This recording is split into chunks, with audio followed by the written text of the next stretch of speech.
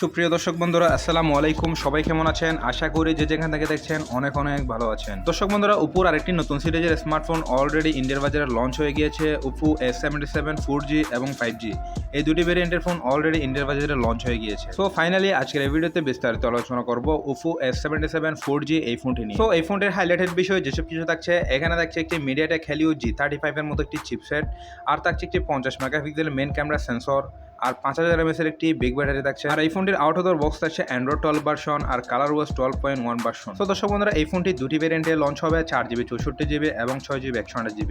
এই ফোনটির বেস্ট ভেরিয়েন্টের দাম হতে পারে বাংলাদেশ মার্কেটে 20,000 টাকার আশেপাশে থাকবে।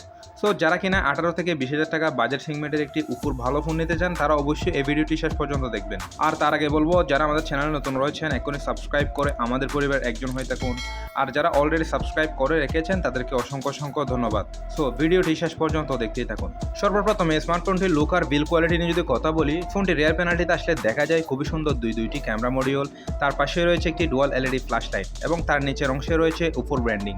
দেখতে অবশ্যই এই ফোনটির রিয়ার প্যানেলটি যথেষ্ট চমৎকার দেখাচ্ছে। এক কথায় বলতে গেলে যারা ওপো ফোনের লাভার রয়েছেন তাদের কাছে এক দেখাতেই নজর কাড়বে এই ফোনটি। এর সিকিউরিটি সিস্টেম হিসেবে থাকছে সাইড মাউন্টেড ফিঙ্গারপ্রিন্ট সেন্সর, যেটি খুবই ফাস্ট এবং অ্যাকুরেট বলে জানা গিয়েছে। ফোনটির ওজন রাখা হয়েছে 187 গ্রাম, খুবই স্লিম হালকা পাতলা একটি ফোন, যার কারণে এক হাতে খুব ভালোভাবে ব্যবহার করা যাবে। এই ফোনটির ফুডস অ্যান্ড বাটন হিসেবে থাকছে power button, volume rocker, speaker guild এবং ইউএসবি টাইপ সি 2.0 এবং 3.5mm হেডফোন জ্যাক। আরেকটি ভালো ব্যাপার হচ্ছে এই ফোনটিতে দুইটি সিম কার্ড স্লট ব্যবহার করা যাবে, পাশাপাশি এক্সটার্নাল মেমোরি কার্ড ব্যবহার করার সুবিধাও রয়েছে, যার কারণে আপনি আপনার ইচ্ছে মতন ফোনের স্টোরেজটাও বাড়িয়ে নিতে পারেন। ফোনটির বডি এবং ফ্রেম ম্যাটেরিয়ালে ব্যবহার করা হয়েছে পলিকার্বনেটেড, যেটি একটি প্লাস্টিক বডির তৈরি। তবুও পার্সোনালি আমার কাছে মনে হয়েছে এই ফোনটি যথেষ্ট গুড লুকিং একটি ডিজাইন। দর্শক বন্ধুরা, এই ফোনটির লুকিং ডিজাইন আপনাদের কাছে কেমন লেগেছে অবশ্যই কমেন্ট বক্সে কমেন্ট করে জানাবেন, কারণ দিন শেষে আপনার মতামত আমার কাছে অনেক বেশি দামি। কথা বলা যাক এই ফোনটির ডিসপ্লে সেকশন নিয়ে। ফোনটির সামনে সাইডে আসলে দেখা যায় খুবই সুন্দর 6.56 ইঞ্চির একটি IPS LCD ডিসপ্লে, যেটি কিনা ফুল HD প্লাস রেজুলেশনের এবং 90 হার্জের রিফ্রেশ রেটের একটি ডিসপ্লে। অবশ্যই এর ডিসপ্লেটি 269 ppi ডেন্সিটি, এর ব্রাইটনেস হিসেবে থাকছে ম্যাক্সিমাম 600 নিটস ব্রাইটনেস। দর্শক বন্ধুরা, এর ডিসপ্লে কোয়ালিটি কেমন হবে? পার্সোনালিভাবে আমার কাছে বাজেট বিবেচনা করলে ডিসপ্লে কোয়ালিটি একটু কম বলে মনে হয়েছে, কারণ এখানে HD প্লাস রেজুলেশনের ডিসপ্লে দেওয়া হয়েছে। এখানে যদি ফুল HD প্লাস রেজুলেশনের ডিসপ্লে হতো আরেকটু ভালোই হতো। আর দ্বিতীয়ত এর নিটস ব্রাইটনেসটা আরেকটু চাইলে বাড়িয়ে দেওয়া যেত। সো বলতে গেলে অন্য ব্র্যান্ডের ফোনে 14 থেকে 15,000 টাকা বাজেট সেগমেন্টের ফোনে এই ধরনের ডিসপ্লে ব্যবহার করে থাকে। সো তার জায়গায় এখানে ওপোর এই ফোনে 20,000 টাকা বাজেট সেগমেন্টেও এরকম একটি ডিসপ্লে প্রোভাইড করছে এই ফোনে আমরা একদমই আশা করিনি। দর্শক বন্ধুরা, এবার যদি এই ফোনটির ক্যামেরা সেকশন নিয়ে যদি কথা বলি, ফোনটির রিয়ার প্যানেলটিতে আসলে দেখা যায় খুবই সুন্দর দুইটি ক্যামেরা মডিউল, যার মেন ক্যামেরা হিসেবে থাকছে 50 মেগাপিক্সেল একটি ওয়াইড অ্যাঙ্গেল লেন্স f1.8 এপেচর এবং সেকেন্ডারিতে থাকছে একটি 2 মেগাপিক্সেল ডিপ সেন্সর যা f2.4 এপেচর। এর ক্যামেরা দিয়ে সর্বোচ্চ ভিডিও শুট রেকর্ড করা যাচ্ছে ফুল HD প্লাস রেজুলেশনে। ফোনটির সেলফি ক্যামেরা হিসেবে দেওয়া হয়েছে 8 মেগাপিক্সেলের। সেলফি ক্যামেরাতেও সর্বোচ্চ ভিডিও শুট রেকর্ড করা যাচ্ছে ফুল HD প্লাস রেজুলেশনে। দর্শক বন্ধুরা, এর ক্যামেরা কোয়ালিটি কেমন হবে? আমি বলবো এক কথা যথেষ্ট ভালো ফটো কোয়ালিটি পাওয়া যাবে, কারণ এখানে 50 মেগাপিক্সেল মেন ক্যামেরাটি যথেষ্ট ভালোই ফটো কোয়ালিটি পাওয়া যাবে। কারণ ওপোর অন্য মডেলের ফোনগুলোতে সেম ক্যামেরা ব্যবহার করেছিল, তারা প্রত্যেকটি ফটো কোয়ালিটি ভালোভাবে অপটিমাইজ করা যাচ্ছিল এই ফোনে। তবে এখানে আমার আরেকটি জিনিস কমতি বলে মনে হয়েছে, এখানে ফুল HD প্লাস রেজুলেশনের ভিডিও শুটের ক্ষেত্রে 2K রেজুলেশনের ভিডিও রেকর্ডিংটি দেওয়া যেত। সো এর ক্যামেরাতে আপনি পাচ্ছেন শুধুমাত্র ফুল HD প্লাস রেজুলেশনের ভিডিও রেকর্ডিং। দর্শক বন্ধুরা, এই ফোনটি দুইটি ভেরিয়েন্টে লঞ্চ হবে, 4GB 64GB এবং 6GB 128GB। ফোনটির স্টোরেজ টাইপ হিসেবে থাকছে UFS 2.2। দর্শক বন্ধুরা, এইবারে যদি ফোনটির প্রসেসরের সেকশন নিয়ে যদি কথা বলি, এখানে আসলে দেখা যায় মিডিয়াটেক হেলিও G35, যেটি 12 টাকা পিক্সেলে বিল করা একটি octa-core CPU, 8GB হিসেবে থাকছে পাওয়ার বিআর GE8320। দর্শক বন্ধুরা, সবচেয়ে কষ্ট লেগেছে এর প্রসেসর সেকশনটি দেখে, কারণ এখানে এত নর্মাল একটি চিপসেট দেওয়া হয়েছে বর্তমান 2022 সালে ভালোভাবে কাজ করা যাচ্ছে না এরকম একটি চিপসেটের মাধ্যমে। ওপো চাইলে এই ফোনটিতে আরেকটু ভালো কোয়ালিটির চিপসেট অফার করতে পারত।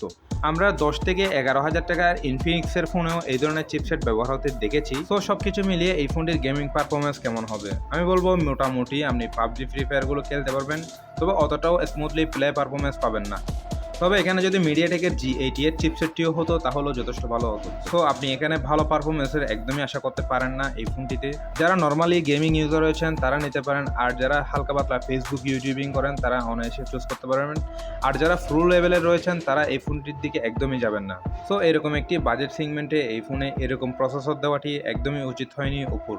এবারে যদি এই ফোনটির ব্যাটারি সেকশনে যদি কথা বলি, এখানে আসলে দেখা যায় 5000 মিলিঅ্যাম্পিয়ারের বেশ বড়সড় একটি ব্যাটারির সাথে থাকছে একটি 33 ওয়াটের ফাস্ট চার্জার। দর্শক বন্ধুরা, এই ফোনটি অলরেডি গত সপ্তাহে ইন্ডিয়ার বাজারে লঞ্চ হয়ে গিয়েছে। আগামী 1 মাসের মধ্যে বাংলাদেশ মার্কেটেও অ্যাভেলেবেল পেয়ে যাবে। দর্শক বন্ধুরা, এই ফোনটি বাংলাদেশ মার্কেটে লঞ্চ হলে এর প্রাইস দিবে কেমন হবে? দর্শক বন্ধুরা, এই ফোনটি যদি আনঅফিসিয়ালি ভাবে ঠিকঠাক প্রাইসে বাংলাদেশ মার্কেটে লঞ্চ হয়, এর দাম হতে পারে 4GB 64GB 17,900 টাকা, আর 6GB 128GB দাম হতে পারে 19,900 টাকার আশেপাশে থাকবে। তবে দামটা একটু কম বেশি হতে পারে, কারণ বাংলাদেশে ডলারের দামটা অনেকটাই বাড়তি। দর্শক বন্ধুরা, 18 থেকে 19,000 টাকা বাজেট সেগমেন্টের এই ফোনের ভালো এবং খারাপ দিকগুলো নিয়ে যদি আরেকবার কথা বলি, প্রথমত আমি বলবো এই ফোনটি যথেষ্ট গুড লুকিং এর একটি স্মার্টফোন। দ্বিতীয়ত এখানে একটি 5000 mAh এর একটি বিগ ব্যাটারি পাচ্ছেন। আর তৃতীয়ত এখানে একটি 50 মেগাপিক্সেল মেইন ক্যামেরা সেন্সর পাচ্ছেন। খুব ভালো ফটো কোয়ালিটি পাওয়া যাবে এই ফোনে। এবারে যদি ফোনটির খারাপ দিকগুলো নিয়ে যদি বলি, প্রথমে এই ফোনটির ডিসপ্লে কোয়ালিটি আরেকটু ভালো করা যেত। দ্বিতীয়ত এখানে একটি ভালো চিপসেট দেওয়া যেত এই ফোনে। সো এই দুটি জিনিস যদি আপনি ছাড় দিতে পারেন, তাহলে এই ফোনটি অবশ্যই চুজ করতে পারেন আপনি। সো আরেকটি কথা না বললেই নয়, যারা কিনা 19 থেকে 20,000 টাকা বাজেট আছে একটি ফোন কিনবেন, তারা চাইলে অন্য ব্র্যান্ডের ফোনগুলো চুজ করতে পারেন। মাঝে মধ্যে ব্র্যান্ড চেঞ্জ করতে হয়। অন্য ব্র্যান্ডের ফোনগুলিতে এরকম প্রাইস পয়েন্টে আরও ভালো কিছুই অফার করছে। সো এবার এই ফোনটি আপনি কিনবেন কিনা না কিনবেন সম্পূর্ণ আপনার উপর। আই হোপ এই স্মার্টফোনটি সম্পর্কে আমি আপনাদেরকে বিস্তারিত এক্সপ্লেন করতে পেরেছি। এরপরেও যদি কোনো কিছু জানার থাকে অবশ্যই কমেন্ট বক্সে কমেন্ট করে জানাবেন। সো ভিডিওটি যদি সত্যি ভালো লাগে থাকে তাহলে অবশ্যই একটি লাইক করবেন। আর যারা আমাদের চ্যানেলে নতুন রয়েছেন, এখনই সাবস্ক্রাইব করে আমাদের পরিবারের একজন হয়ে থাকবেন। তো আপনার একটি সাবস্ক্রাইব আমাকে করতে পারেন নিত্য নতুন আপকামিং স্মার্টফোনের ভিডিও বানাতে সহায়তা করে। সো দেখা হবে নতুন একটি ভিডিওতে। সবাই ভালো থাকবেন, সুস্থ থাকবেন। আল্লাহ হাফেজ।